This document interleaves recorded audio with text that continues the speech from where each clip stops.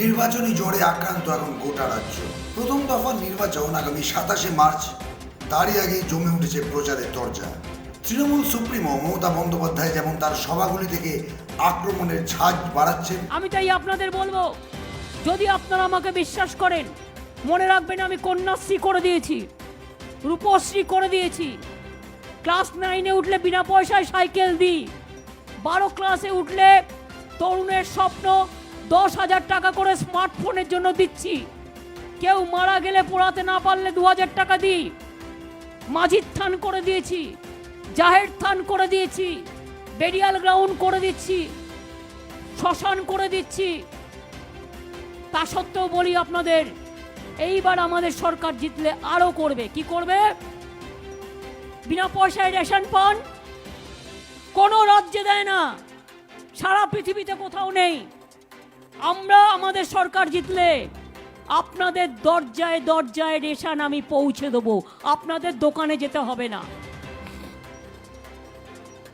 বিনা পয়সায় রেশন বাড়িতে বাড়িতে পৌঁছে দেবো। মা বোনেরা অনেক কাজ করেন, যে রাধেসে চুলো বাঁধে, রান্না বান্নাও করেন, ICDS-এ কাজ করেন, কেউ আশায় কাজ করে, কেউ প্রাণীবন্ধু, কেউ প্রাণী মিত্র, কেউ VRP, কেউ পঞ্চায়েত, কেউ 100 দিন, কেউ মজুরের কাজ, অনেক কাজ করেন আপনারা চাষবাস, কিন্তু হাত খরচা দেওয়ার কেউ থাকে না। তাই আমরা ঠিক করেছি, আমাদের সরকার মে মাস থেকে সব মহিলাদের 500 টাকা করে হাত খরচা দেবে, আর শিডিউল কাস্ট আর ট্রাইবেল ওদের 1000 টাকা করে। কৃষক ভাই বোনেরা একর প্রতি দাঁড়া আরো আছে, একর প্রতি 6,000 টাকা করে আমরা দিই। কি কৃষক ভাই বোনেরা দিই? তো কৃষকদের শস্য বীমা দিতে হয় না, কৃষক বন্ধু প্রকল্পের সহজীকরণ করে দিয়েছি। আপনি নিজেই লিখে কৃষক বন্ধু নিতে পারবেন।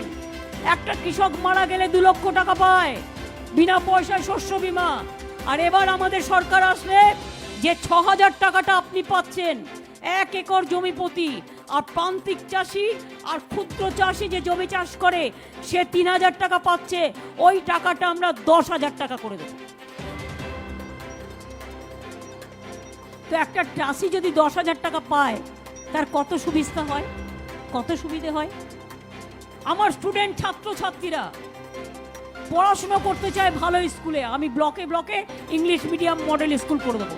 সব ব্লকে ব্লকে বাংলার ছেলেমেয়েরা ইংরেজিও পড়ুক, অলচিকিও পড়ুক, অলচিকি স্কুল আরো 200 করে দেবো। প্যারা টিচার রিক্রুট করবো, ডবল টিচার রিক্রুট করবো। সাঁওতালি ভাষায়, অলচিকি ভাষায় ছেলেমেয়েরা পড়ুক, কুড়মালি ভাষায় পড়ুক, কুড়ুক ভাষায় পড়ুক, ভাদু উৎসব করুক, করম উৎসব করুক, দুর্গা পুজো করুক, কালী পুজো করুক, জব্বন পুজো করুক, আমার কোনো বাধা নেই। বিজেপি পুজো হবে না। রাজ্য বিধানসভা নির্বাচনকে পাখির চোখ করে এগোচ্ছে বিজেপি। দিল্লি থেকে উড়ে আসছেন মোদি, অমিত শাহরা। তৃণমূলের বিরুদ্ধে বাড়ছে প্রতি আক্রমণের ঝাঁজ। खेला नहीं खेला जाता दीदी, खेला नहीं खेला जाता। और इसलिए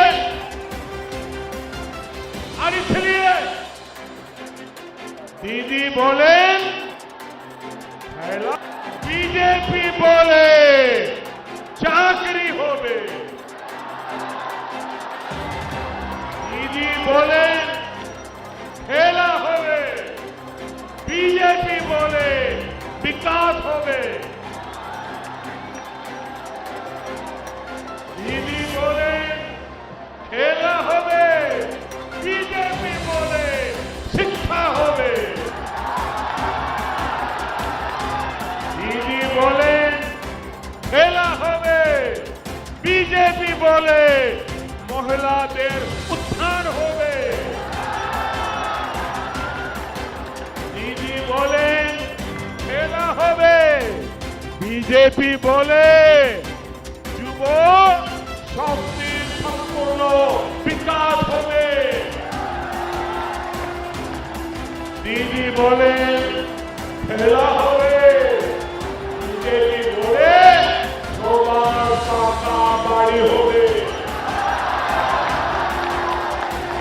দিদি বলে খেলা হবে, बीजेपी बोले प्रत्येक घरे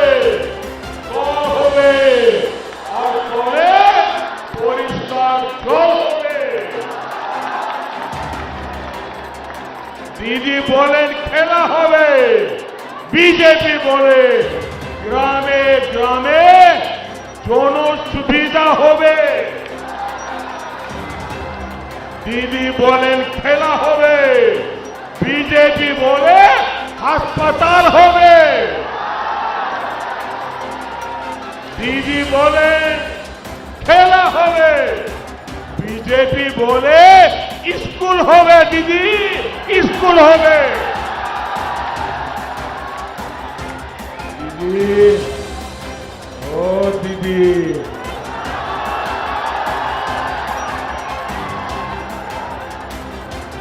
বাংলার ভাই বোনেদের চিন্তার খেলা আপনি 10 বছর খেলেছেন। খেলা শেষ হবে, বিকাশ আরম্ভ হবে।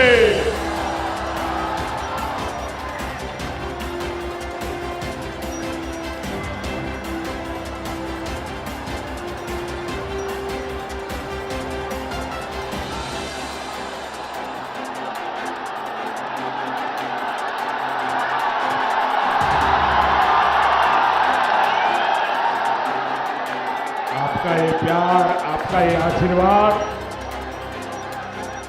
ये बंगाल का मिजाज है। साथियों,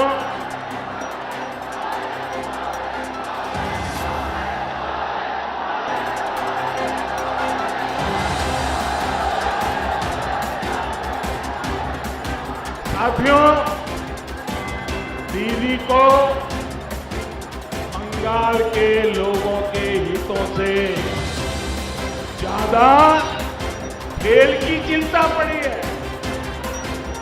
लेकिन दीदी ये भूल रही है, इस बार खुद बंगाल की जनता उनके विरोध में खड़ी है।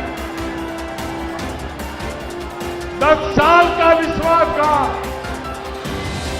10 साल की दुर्नीति, इसकी सजा अब बंगाल के लोग इस चुनाव में उन्हें दे करके रहेंगे। ইতিমধ্যেই সংকল্পপত্র নামে দলীয় ইস্তেহার প্রকাশ করেছে গেরুয়া শিবির। অমিত শাহ নিজে প্রকাশ করেছেন ইস্তেহার। दुनिया के सबसे बड़े दल का ये संकल्प है, एक संगठन के आधार पर चलने वाली पार्टी का ये संकल्प है। देश में 16 से ज्यादा राज्यों में जिसकी सरकार है वो पार्टी का ये संकल्प है, जिसकी पूर्ण बहुमत की सरकार 2 बार लगातार 30 साल के अस्थायी काल के बाद भारत में बनी है, उस पार्टी का ये संकल्प। इसलिए हमारे लिए ये संकल्प पत्र बहुत महत्वपूर्ण है। जैसे हमारे प्रदेश अध्यक्ष जी ने आपको बताया, इसके लिए हमने बंगाल के जन जन तक पहुंचने का प्रयास किया। अनेक विध प्रयास करे हैं, कहीं बक्से गए, कहीं ऑनलाइन सजेशन ले लिए गए, कहीं ट्विटर पर व्हाट्सएप पर उसको कलेक्ट कर दिया गया, कहीं संपर्क अभियान किया गया, कहीं गाँवों में हमारे कार्यकर्ता ने घर घर जाकर पर्चे भराए और ये संकल्पों को संग्रहित कर हमारे बाहर खा गए। और ये संकल्प पत्र आधारित है सोनार बांग्ला के हमारे स्वप्न के आधार पर। इसका मूल आधार सोनार बांग्ला की रचना है और सोनार बांग्ला ये कोई कोरी कल्पना नहीं है। सदियों तक भारत का ये हिस्सा पश्चिम बंगाल देश की अगुवाई करता था, चाहे अध्यात्म का क्षेत्र हो, चाहे राजनीतिक क्षेत्र हो, चाहे विज्ञान का क्षेत्र हो, चाहे समाज सुधार का क्षेत्र हो, चाहे शिक्षा का क्षेत्र हो, चाहे साहित्य और कला का क्षेत्र हो। हर चीज बंगाल बाकी के भारत से आगे रहता है। और इसीलिए गोपाल कृष्ण गोखले कहते थे, what Bengal thinks today India think after 50 year. Bengal इतना आगे होता है। आज के आजाद और प्रगतिशील भारत की नींव कल के बंगाल में रखी। यही पश्चिम बंगाल की भूमि है जहां पर आजादी का उद्घोष है। यहीं वंदे मातरम मिला, यहीं जनगण मन मिला, यहीं सशस्त्र क्रांति का शंखनाद हुआ और यहीं पर समाज सुधार की एक बड़ी शुरुआत हुई। और बंगाल हमेशा से देश और दुनिया का मार्गदर्शक स्वामी विवेकानंद, रामकृष्ण परमहंस, चैतन्य महाप्रभु, श्री अरविंदो, बाबा लोकनाथ, श्री अनुकूल चंद्र ठाकुर जैसे महान व्यक्तियों ने न केवल बंगाल, न केवल भारत, दुनिया भर में आध्यात्म, चेतना और भक्ति का मार्ग प्रशस्त किया। जब पूरे देश अनेक प्रकार की कुरीतियों के अंदर घिरा गया था, सदियों की गुलामी के कारण अनेक प्रकार की अंधश्रद्धाएं देश की जंजीर बनकर जकड़ी हुई, तब बंगाल के सपूतों ने ही सामाजिक सुधार की शुरुआत की। गुरुदेव रविंद्रनाथ टैगोर, राजा राम मोहन राय, रानी रासमती, ईश्वर चंद्र विद्यासागर, माँ शारदा देवी, केशव चंद्र सेन, हरिचंद ठाकुर, पंचानन वर्मा, ऐसे कई समाज सुधारकों ने यहाँ से एक समाज सुधार की ज्योति को जगाया, जो मसाल बनकर पूरे भारत के अंदर फैली। भारत के स्वतंत्रता संग्राम का नेतृत्व भी बंगाल ने ही किया। नेताजी सुभाष चंद्र बोस, मातंगिनी हाजरा, श्यामा प्रसाद मुखर्जी, शहीद खुदीराम बोस, प्रफुल्ल चंद्र चाकी, सूर्य सेन, बागा जतीन, बीना दास जैसे कई महान नायकों ने हमारी आजादी के आंदोलन को एक आकार देने का काम किया। और बंगाल शिक्षा, विज्ञान, साहित्य, कला, खेल हर जगह पे अपना परचम लहराए। मगर आज पिछले 73 वर्षों के बाद अनेक आघात झेलते झेलते झेलते ये सभी क्षेत्रों में लगता है कि बंगाल चरम सीमा पर पहुंचा है। देश की सुरक्षा, देश के अंदर घुसपैठ और गायों की तस्करी जैसे संवेदनशील विषयों को भी उन्होंने वोट बैंक की राजनीति के साथ जोड़कर देखा है। बंगाल के परंपरागत उत्सव को भी वोट की राजनीति के साथ जोड़कर देखा है। पिछले 10 वर्षों में ममता जी ने सफलतापूर्वक 3 ही काम किए। पहला काम है एडमिनिस्ट्रेशन का पूर्ण पॉलिटिजाइजेशन, राजनीतिकरण करें, पूरे एडमिनिस्ट्रेशन का राजनीतिकरण किया। पॉलिटिक्स का क्रिमिनलाइजेशन किया और करप्शन को इंस्टीट्यूशनलाइज करने का काम ममता बनर्जी की सरकार ने। आज घुसपैठिए बेरोक टोक अंदर आ रहे हैं। 70 साल से जो शरणार्थी यहाँ आए हैं वो अपनी नागरिकता कब मिलेगी वो राह देख रहे हैं। मगर बंगाल सरकार और बंगाल की मुख्यमंत्री उनको नागरिकता देने का नहीं, इसका विरोध करने का ऐलान किया। सारे त्योहार मनाने के लिए कोर्ट को अप्रोच करना पड़ता है। 3 शिक्षक जो कहते हैं हमें उर्दू माध्यम की स्कूल नहीं चाहिए, बंगाली माध्यम की स्कूल चाहिए, उनको गोलियों से भून दिया जाता है, उनके पोस्टमार्टम तक नहीं होते। राजनीतिक हिंसा परम सीमा तक पहुंची है। पंचायत के चुनाव बंगाल की जनता ने देखे, ना आप वोट डाल पाए, ना प्रत्याशी बन पाए, ना अपना प्रतिनिधि चुन पाए।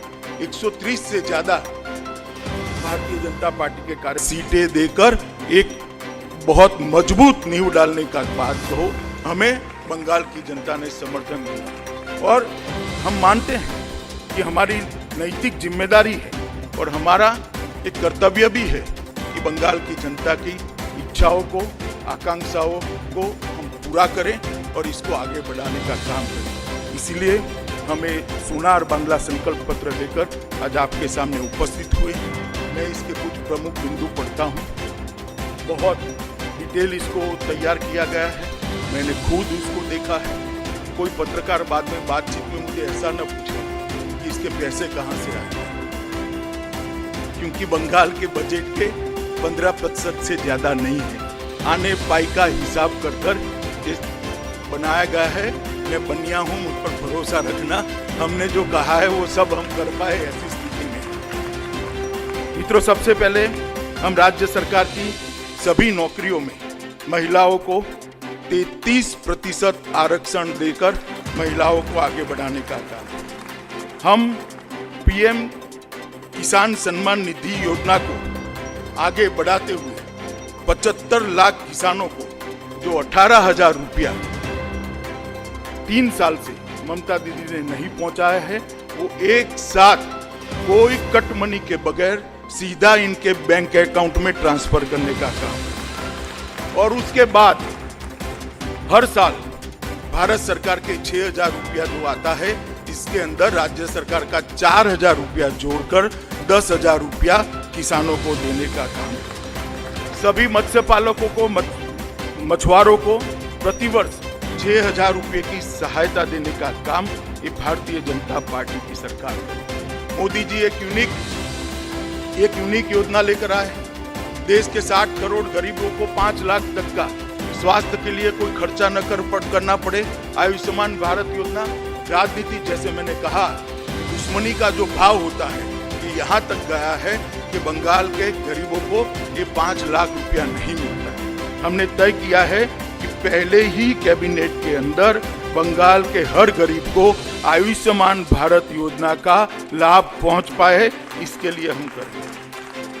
हमने तय किया है कि व्यक्ति क्या, सीमा पार से परिंदा भी पैर न मार पाए, इस तरह की सीमा सुरक्षा की व्यवस्था। घुसपैठ को पूर्णतया बंद करने का काम बनने वाली भारतीय जनता पार्टी की बंगाल सरकार करेगी और समयबद्ध तरीके से बॉर्डर फेंसिंग को स्ट्रेंथनिंग करना, आउटपोस्टों को स्ट्रेंथनिंग करना, सीसीटीवी सर्वेलेंस से थानों को जोड़ना और थानों की घुसपैठ जब होती है तो जिम्मेदारी तय करना, ये सारे काम हम करेंगे। मित्रों, हमने तय किया है कि पूरे देश भर में बेरोक-टोक हर धर्म का त्योहार मनाया जाए। विशेषकर सरस्वती पूजा, दुर्गा पूजा का त्योहार मनाने के लिए भाजपा सरकार बनने के बाद किसी को कोर्ट की मदद की जरूरत नहीं पड़ेगी। हमने तय किया है कि 70 साल से जो शरणार्थी यहाँ पर आकर बसे हैं, जिनको इनके मन में दर्द है कि हम वहां से शरणार्थी बनकर आए, आज हमारी नागरिकता नहीं। 70 साल से वो अवैध तरीके से रहे हैं। सिटीजनशिप अमेंडमेंट एक्ट को पहली ही कैबिनेट में लागू कर वो सभी को नागरिकता देने का काम ये भारतीय जनता पार्टी। मुख्यमंत्री शरणार्थी कल्याण योजना के तहत प्रत्येक शरणार्थी परिवार को 5 साल तक डीबीटी से 10,000 रुपया प्रतिवर्ष हम ट्रांसफर करने का काम करेंगे, जिससे सम्मान पूर्वक वो रिहेबिलिट हो पाए। ओबीसी आरक्षण की सूची में महिष्य, दिल्ली और अन्य हिंदू समुदाय जो रह गए हैं, उनको समाविष्ट करने का काम भी ये भारतीय जनता पार्टी की बनने वाली सरकार करेगी। हमने सभी महिलाओं के लिए केजी से पीजी तक की पढ़ाई निःशुल्क करने का निर्णय करा है।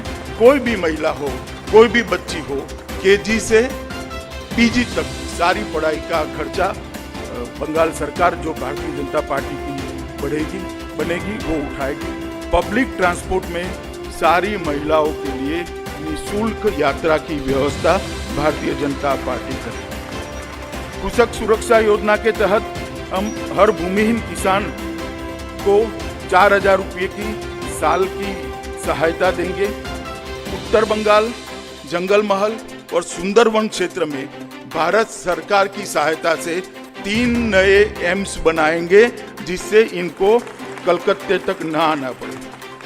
हर परिवार में कम से कम एक सदस्य को रोजगार देने का वादा भारतीय जनता पार्टी की सरकार करती है।